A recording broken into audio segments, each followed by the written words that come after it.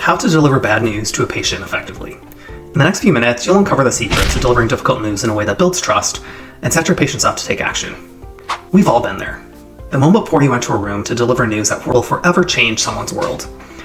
How you deliver the news will either leave the person sitting across from you feeling heard and seen, or feeling lost and frustrated. Delivering bad news will also impact you as the provider, because delivering bad news is not easy. No matter how many times you've done it, and how the patient receives the news, it still impacts your well-being. You can't change the information you need to share, but you can change how you share it. So let's take a minute and dive into the compassion, clarity, and connection that are central to the art of sharing bad news with patients.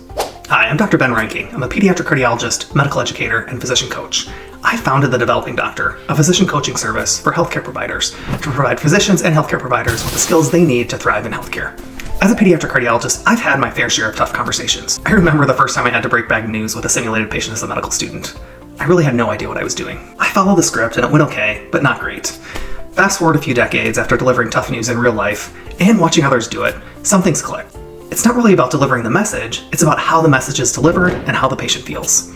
So, here are 5 tips that I've learned throughout my experience. Tip number 1, be direct, honest, and understandable.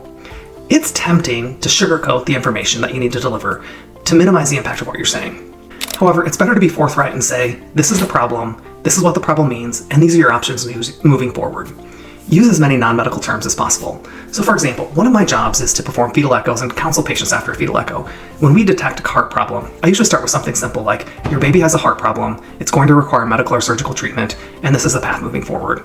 Over the next few minutes, we're going to talk about the diagnosis in detail, talk about your options, and answer any questions that you have. Tip number 2, shift your focus to the emotional state of the patient. Before you even say a word, just think about this. It's not really about the news you're delivering, it's about the emotional weight that your patient is carrying, and that they will carry with them out of the room. Remember, your patient's been waiting for results, fearing the worst. They don't need just medical jargon, they need your present, your calm, your empathy, and your medical expertise.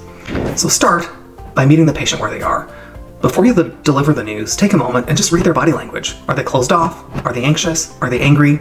Just give them a chance to feel seen before you even say a word. Acknowledge what they're feeling, their fear, and their uncertainty. Tip number 3, the power of the pause. It's natural to think that the faster you deliver bad news, the quicker the pain will be over. But that's the wrong approach. The most powerful tool in your arsenal when delivering bad news is time and the power of the pause. So I like to use signposting, which is a technique that I use to intentionally say I'm going to pause. So I say something like this: I've just shared a lot of information with you. I want to pause for a moment to give you a chance to connect, collect your thoughts, and ask questions. Allow silence to fill the room. This pause is not awkward in that situation, it's an invitation for your patient to process what's happening.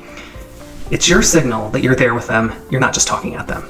This moment and the pause will help you move forward together. Tip number 4, frame the news as a shared journey.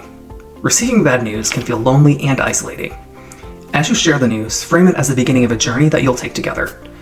The power of shared responsibility in a partnership can turn a moment of lonely crisis into a moment of collaboration. Here's one way to do that. After delivering the news, immediately guide your patient towards a plan. So this is where we are, and this is how we move forward. Because really that's what they want. They want a path forward.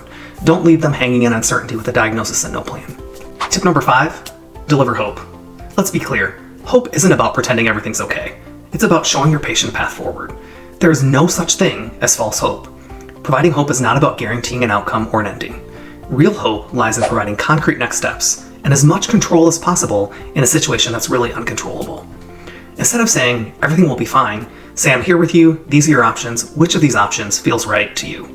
Let your patient know that there's a plan. Again, give them back as much control as possible and show them that you'll be by their side every step of the way. So let's take a minute and recap those 5 tips. Start by being honest and understandable. Be aware of the patient's emotional state. Use the power of a pause to let the news sink in. Frame bad news as a journey you'll take together, and always deliver real hope, not false reassurance. These strategies won't just make you a better communicator, they'll make you a better healer. Now I want to hear from you. What are your tricks and how do you approach tough conversations with your patients? Drop a comment below and let's discuss. And if this video helped you, don't forget to like, share, and subscribe for more content like this.